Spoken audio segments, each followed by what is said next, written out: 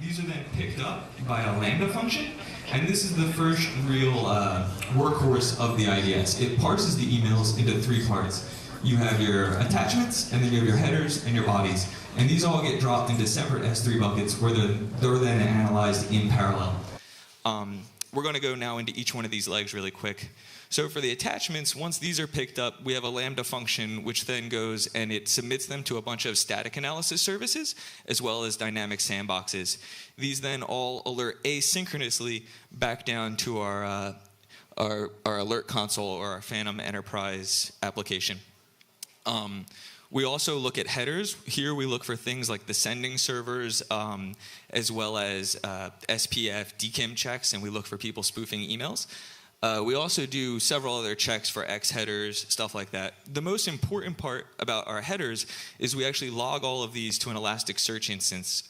We use this for contextualization throughout the hit. We'll see how that plays in later, but that's a really useful tool because it basically lets us say, hey, any infection or URL or attachment, how did it get into our environment? Did it come from the email layer, which is an important question you want to ask, right? How was I compromised? What was the initial vector? And then we also do body analysis. Here we're looking at things like natural language processing as well as exploding URLs and links.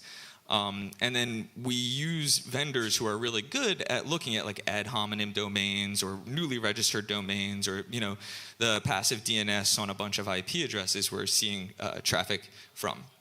So, and then there's one more component which is missing here, which is a memcache server, and we use that to deduplicate rapid events. So all of this goes down to that Phantom Analyst console that I was telling you about. And the real power there is we actually normalize all of the data going into Phantom. So it all comes in as this Ceph model, which is a common event format. And once it's in that common event format, we can run these Python playbooks on it programmatically. So we can say, hey, if you ever saw a file hash, make sure you check the whole fleet and say, was that file on any of our endpoints? And then give us that impact analysis. How many of these people downloaded that? What's really nice is we've integrated this to our email IDS. So we can say, hey, you got that binary. That binary came through the email layer. You may see 4 of them on your fleet, but 10 people actually received that email containing that binary. And then again, it lets us take these programmatic actions on those alerts. So we can then go tag those emails. We can quarantine those binaries and even quarantine those servers if we need to.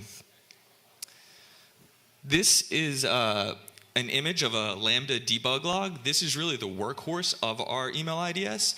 This is where we're processing email in high concurrency and parallel. Here you see 3 different emails being parsed in what looks like 2 seconds. And this is really, like I was saying, the meat and potatoes of the IDS. If you've never used AWS Lambda, it's really nice. You can basically just write code and deploy it, and then it does the auto scaling. But what is really difficult with this is that you can't get a sense of holistically how is my IDS functioning. If you were to try and look at these debug logs for errors, you'd go snowblind really quick because there's just too much detail here. So we get another really nice feature automatically with AWS, and that's CloudWatch metrics. So we use CloudWatch metrics all throughout the IDS as a sense to get like a holistic performance of our IDS. How is it performing? Again, this has a high watermark of up to like 60,000 emails an hour, so it's highly concurrent, and if it's choking on any one thing, we really need to understand those errors and then work them out of the system. Again, this is really important for us because we're a global company, tons of people speaking different languages all over the world, sending email 24/7. So if our email IDS is choking at 3 a.m. on some foreign language, we need to know because then we can go and address those problems. So we have to have those alerts just around performance and make sure our tools are functioning right. Another really nice, almost automatic feature out of AWS that we use are these Elasticsearch headers. We use these programmatically with our backend, so that way they can go and they can compare campaigns. They can say, hey, we got this one attachment from this sender, but then it also came from all these other senders. So we can do like really nice campaign analysis. But here you're seeing the Kibana front end on top of Elasticsearch, and this is just nice for hunting. This is another nice analyst tool where we can go and look up and say, hey, show me all those sending servers during this one period of time, and then we can understand, was that compromised? Were those different sending servers sending the same attachment, perhaps part of a botnet? is this a related campaign? So again, this is a really nice analyst tool that kind of comes with it. So what we're seeing here is that Phantom application backend. Basically, we get all of these normalized alerts, and then they go to this single pane of glass, and then we can have people do hit review and look at these alerts and say, you know, initiate some type of manual action. So what we're looking at here is actually a dynamic malware analysis alert. So we had a sandbox trip on a piece of malware, and it's saying, you know, it's just bringing the alert. And what the analyst gets, or the engineer, whoever's looking at this alert, what they get automatically is tons of enrichment and context around this hit. So we can see right away, we have reversing labs results, we have virus total results, we have custom Uber widgets, which tell us how many times we've ever seen this file before. We have our dynamic sandbox results. We have endpoint agents, which tell us, you know, this file has never hit the fleet. And then we even built a custom widget for our email IDS. So, excuse me, this tells us this email came through the email layer. We have 2 recipients that received this. This is the time they received it and who it would have been from.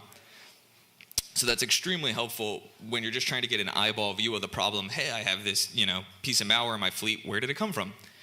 Not only that, but then we have the playbooks which go look up that alert in the Elasticsearch and then reach back to that S3 container, grabbing that raw email and attaching it to the hit. This is extremely useful for an analyst because then they can look at this raw email and say, was this a phish? Was this not a phish?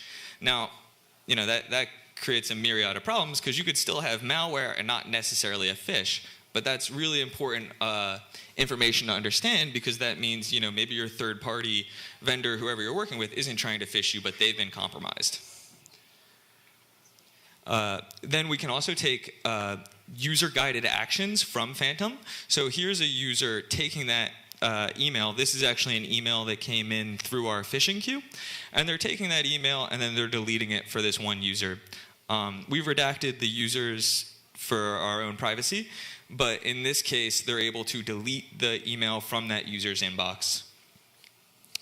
We also run our own planned phishing assessments to help raise user awareness and user education. This is one we had actually run a while back, but in this case, we had gone back, and now we have the ability to programmatically tag all of these emails that came through our IDS with phishing labels.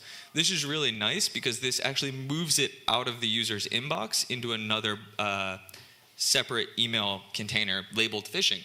So let's say the IDS false positive, we're not deleting people's email, but we're at least containing it and letting them know we programmatically detected this may be a phishing attack.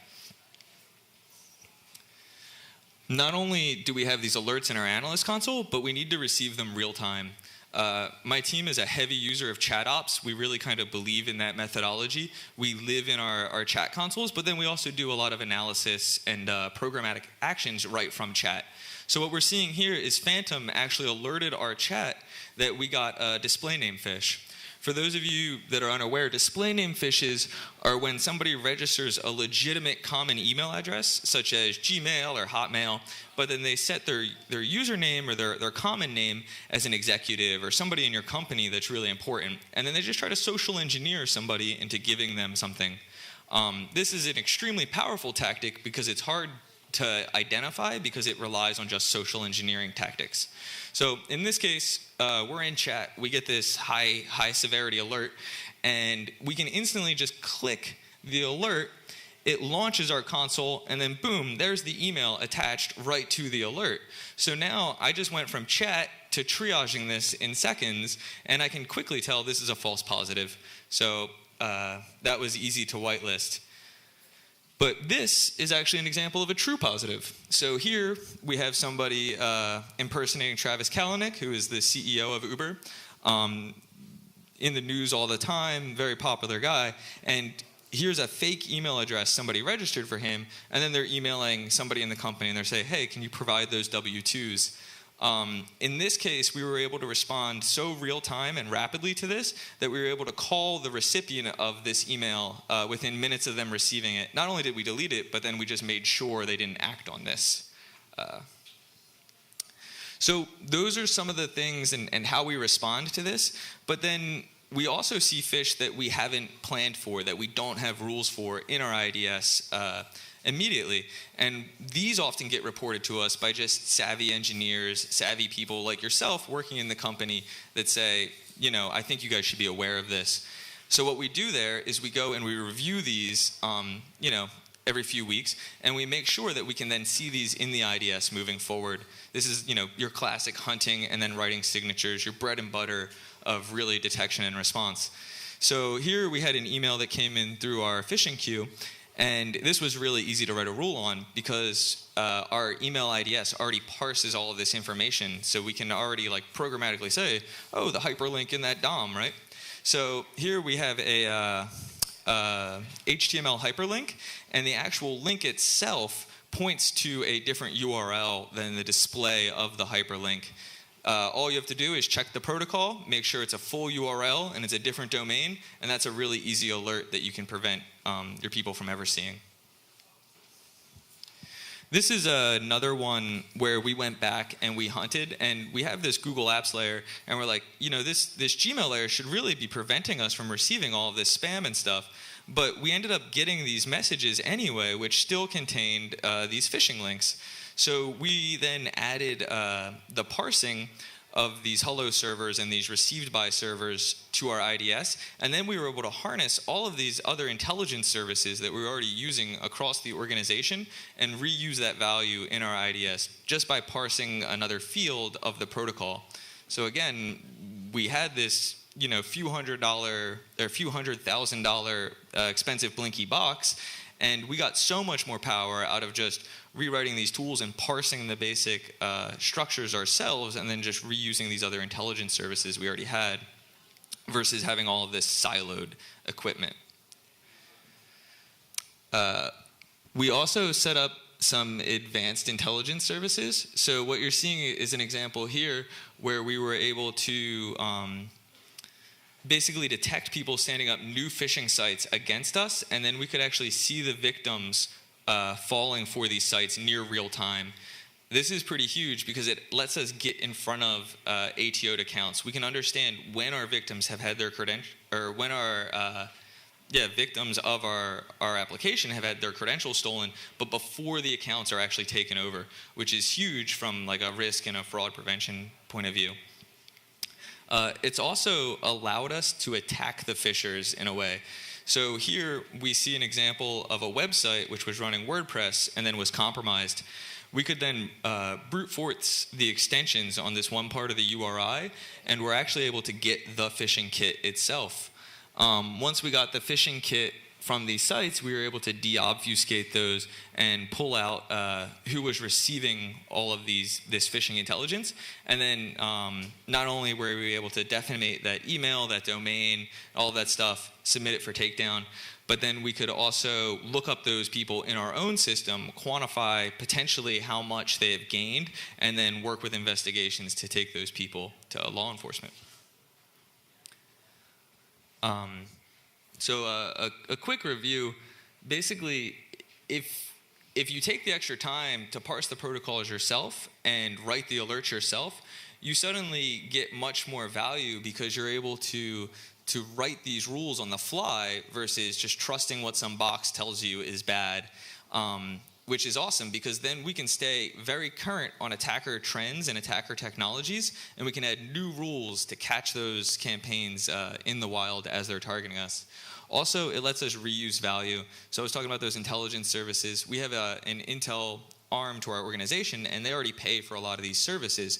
So rather than paying, another $100,000 for one of these boxes, we're able to reuse all that value we already have and apply it to our IDS. And then the integrations is massive. Having the ability to go back and white label stuff or delete it is huge, as well as just see, did it come through this vector? Is this how I was compromised? And that's it. Any questions?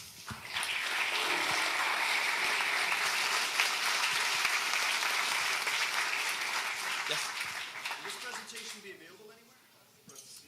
Yeah, the presentations are going to get released later this week, and then we're also planning on open sourcing this project. There's two major milestones until we can open source this. Right now, we're working on decoupling the rules from the actual infrastructure, so then people can also share email and phishing rules for current campaigns, which will be nice.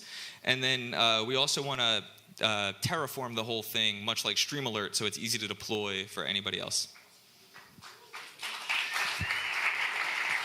Question? I was wondering how you store sensitive data in your IDS, like say if you have sensitive data in your emails.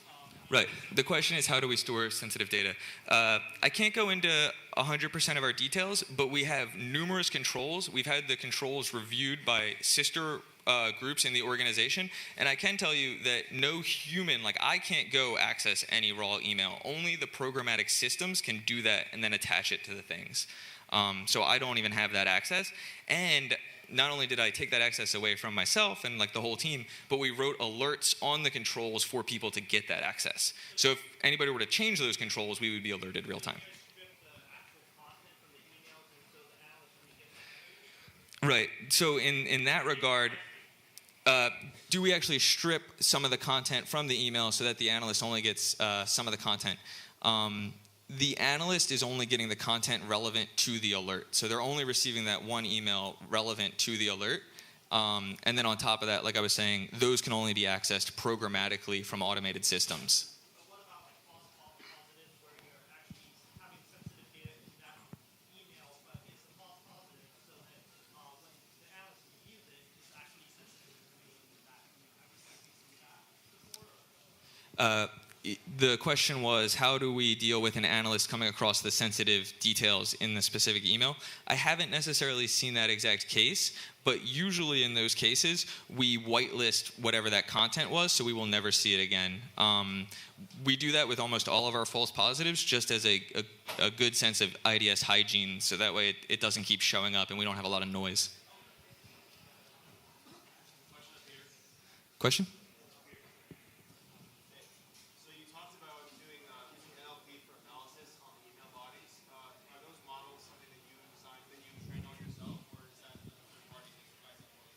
Right now we're doing ourselves, and it's very simple Bayesian classifiers. It's nothing advanced, but that is something that I would like. Again, like I just want to be able to parse the bodies and then hopefully look towards a third party that specializes in that kind of stuff. Like again, with the URLs, we don't write so many alerts on the URLs, but we look towards vendors that specialize in like ad hominem domains or newly registered domains. So right now, that stuff's kind of proof of concept, but I'll be looking towards integrations in the future. Another question? Where will the slides be posted online? I'm not 100% where the slides will be posted online, but I'll work with BSides to make sure that happens. Thank you, guys. I'm going to take the rest of the questions offline.